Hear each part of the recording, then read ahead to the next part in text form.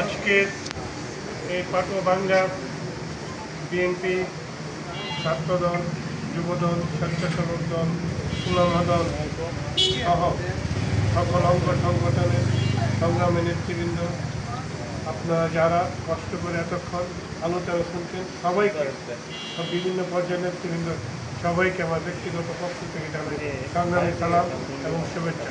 আসসালামু আলাইকুম ওয়া রাহমাতুল্লাহি ওয়া বারাকাতুহু। আমরা এখানে সমবেত হয়েছি আমাদের নেতা তারেক রহমান 31 দফা কর্মসূচির বাস্তবায়নের জন্য আমাদেরকে বলেছেন গ্রামে গঞ্জে কাজ করার জন্য।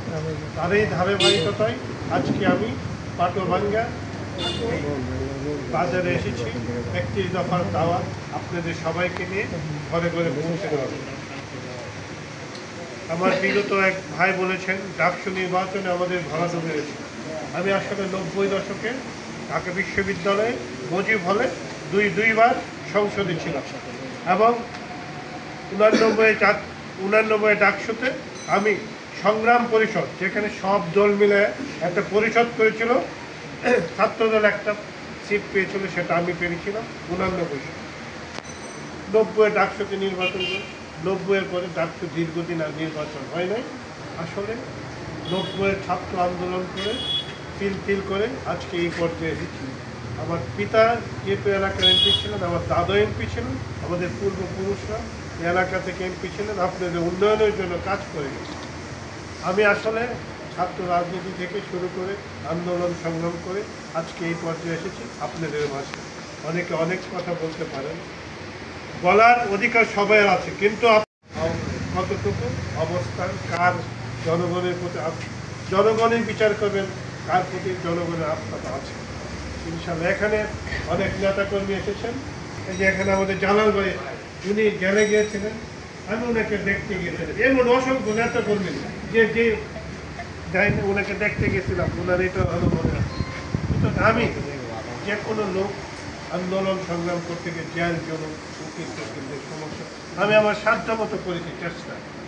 আমি ব্যক্তিগত পর্যায়ে হয়তো সবাই খোঁজখবর নেওয়া সম্ভব না, কিন্তু আমি আমার সাধ্য মতো চেষ্টা করেছি দলের নিপীড়িত নির্যাতিত নেতাকর্মীদের পাশে থাকা। কারণ এটা কোটিয়াদির পাখুন্দা আমার সবাই সবার একটা আত্মার এবং নিবিড় সম্পদ। আমাকে যদি আপনারা ভালো না বাসতেন তাহলে এত কষ্ট করে এতক্ষণ ধরে বসে থাকতেন। নিশ্চয়ই আপনি আমাকে ভালোবাসেন, সর্বোপরি আপনার বিএনপিকে ভালোবাসেন, আমরা খালেদা জিয়ার সঙ্গে, তারেক রহমানের সঙ্গে। আমাদের মধ্যে কেন বিভেদ থাকে? আমাদেরকে, আমরা তো এখন এমপি মন্ত্রী হই নাই, দলকে ক্ষমতা আইছে, এত বাহাদুরি কিছু নেই।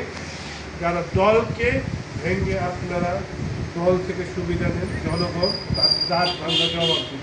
আমরা যদি জনগণ থেকে বিচ্ছিন্ন হয়, ডাকসুর মতো আমাদের প্রয়োজন নিশ্চিত। এই জন্যই আমাদের নেতা তারেক রহমান বলেছেন 31 দফার দাওয়াত করতে। 31 দফার দাওয়াত কি ঘরে ঘরে থাকতে হইব, নাকি দোকানে দোকানে বাড়ি বাড়ি যাইতে হইব? আপনাদেরকে নিয়ে এই কাজটা করতে হবে। আমরা যে এই কাজটা করছি, যে আগামী সংসদ নির্বাচনে মনোনয়ন পায়, তার জন্য তো কাজটা সহজ হবে। আমরা তো তারেক রহমানের দাওয়াত করছি। দল যেহেতু আমাকে গতবার নমিনেশন দিয়েছিলেন, আপনারা জানেন, ইনশাল্লাহ আপনাদের দোয়া ভালোবাসা থাকে। এবার হয়তো দল যদি মনে করে জনগণের ভালোবাসা লুকছে, হয়তো নমিনেশন ইনশাল্লাহ। নমিনেশন হলো পরের কথা, যে আমাদের দলের জন্য কাজ করতে ইনশাল্লাহ। 31 দফার যে দাওয়াতটা, এটা হলো আগামী দিনের আমাদের বাংলাদেশকে আমরা কীভাবে গড়ে তুলব। এটা একটা রূপরেখা লাগবে না, খালি আমরা আসলে আমার দেশ গঠন করবো। এই জন্য এই 31 দফাতে সব কিছু উল্লেখ করা আছে। এই দাওয়াতটা আমরা সব জায়গায় পৌঁছে দেব। আগামীতে আমার নেতা জননেতা তারেক রহমানের 31 দফার মাধ্যমে একটি সুখী সমৃদ্ধ বাংলাদেশ ইনশাল্লাহ আমরা সবাই মিলে কাজ করে গড়ে তুলব ইনশাল্লাহ। এই আশাবাদ ব্যক্ত করে পাটুয়াভাঙ্গা বিএনপি এবং অঙ্গ সহযোগী সংগঠনের সকল নেতৃবৃন্দকে আবারও অন্তঃস্থল থেকে ধন্যবাদ জানিয়ে আমার জন্য দোয়া চেয়ে ইনশাল্লাহ আপনাদের মাঝে আবারও ফিরে আসবে আশাবাদ ব্যক্ত করে বেগম খালেদা জিয়ার জন্য দোয়া চেয়ে, আমার নেতা তারেক রহমানের জন্য দোয়া চেয়ে আমি আজকের মতো আমার বক্তব্য এখানে শেষ করি। খোদা হাফেজ।